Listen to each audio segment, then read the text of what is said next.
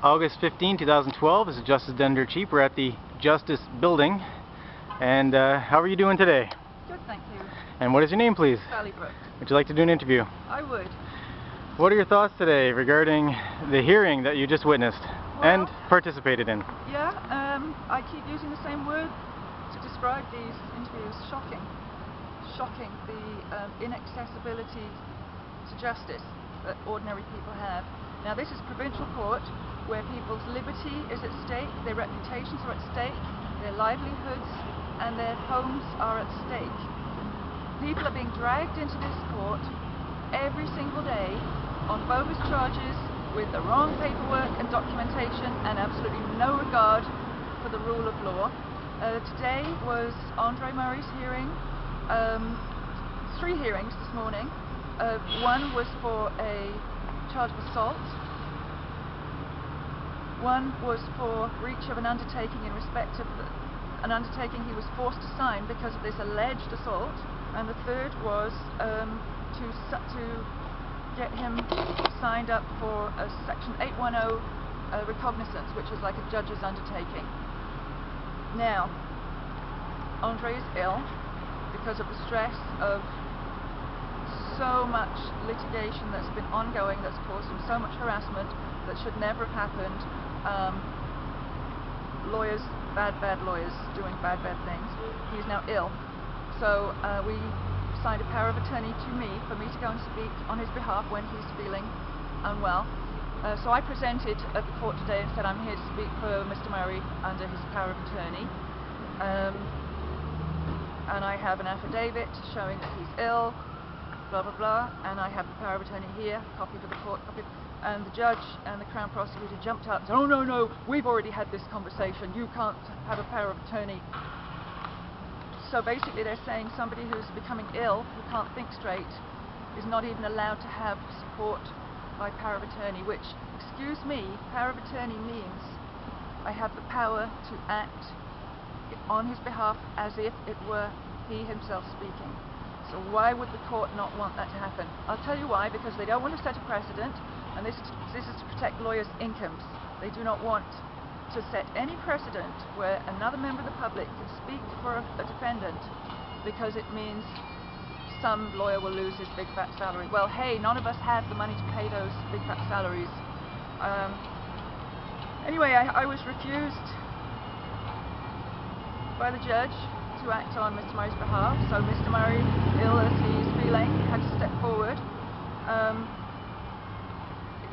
The judge also then, today was supposed to be a plea, and Mr. Murray actually said he was here on special appearance. He didn't want to enter a plea on any of the counts because he's entitled under the Criminal Code of Canada to prove that a recognizance or undertaking is even valid. Or invalid. Invalid, yes. Well, they have filed an information saying it's required. Yes. There is already an undertaking that's signed, so the 810 will take over from that. That hearing has now been scheduled for March the 13th. So that means Andre Murray is tied and bound to a recognizance that the court has refused to allow him to prove is not even a valid or required circumstance. It's affecting address, you know, the police could pick him up for anything, he could be thrown back in jail, and nobody's even proved he's committed a crime. Now the significance of the 810 is it relates to an assault charge against Mr. Murray. The police arrested him for assaulting his neighbour, and the police arrested him and charged him. The Crown accepted their case for prosecution, and the very interesting thing is nobody in the police or the Crown ever actually even asked Mr. Murray if he was at his neighbour's home that day. Nobody's taken a statement from him. Nobody has asked him if he's got a witness. Nobody's asked him if he's got an alibi.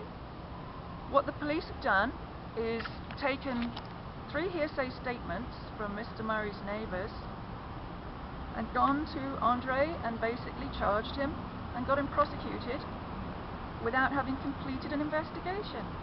What's amazing too is they didn't even have the power of arrest.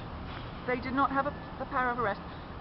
Under Section 495 of the Criminal Code of Canada, that defines the Fredericton City Police Force's powers of arrest, and their own policy admits that.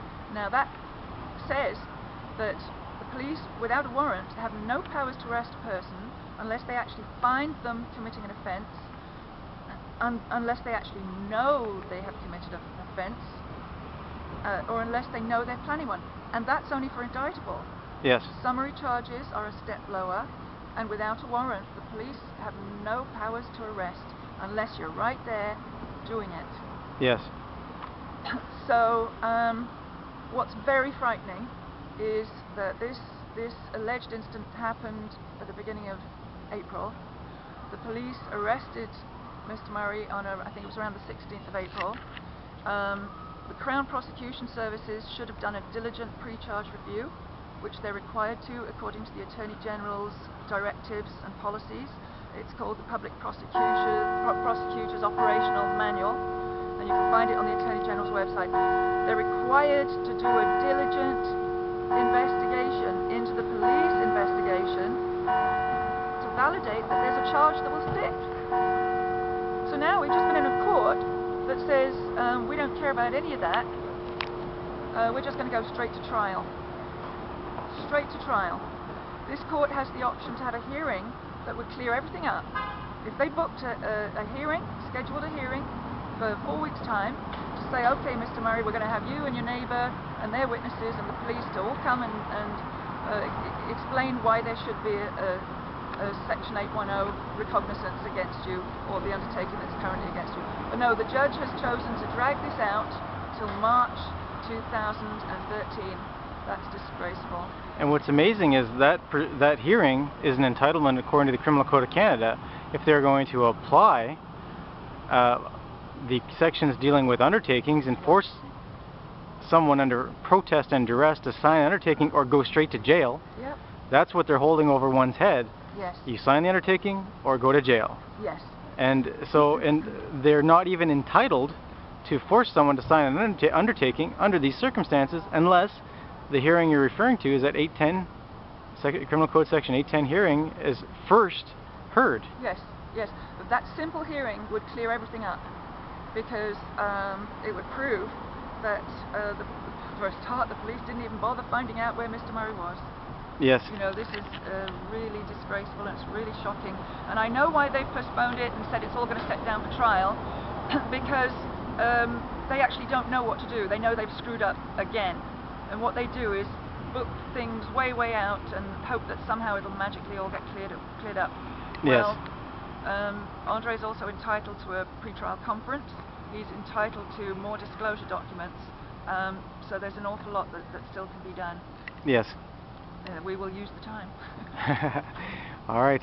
Thank you for that, Sally. My pleasure. I appreciate your input on today's events. Thank you, and have a great day.